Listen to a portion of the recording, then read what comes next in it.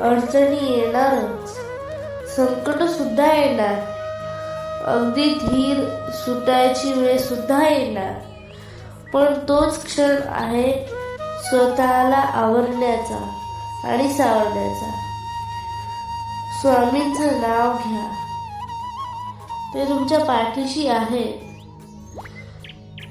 तुमच्या धीराची परीक्षा सुद्धा ते घेणार, पण लढायचं बळ तेच देतात. म्हणून प्रयत्न सोडू नका, करत राहा. कोण जाणे, यश अगदी पुढेच असेल.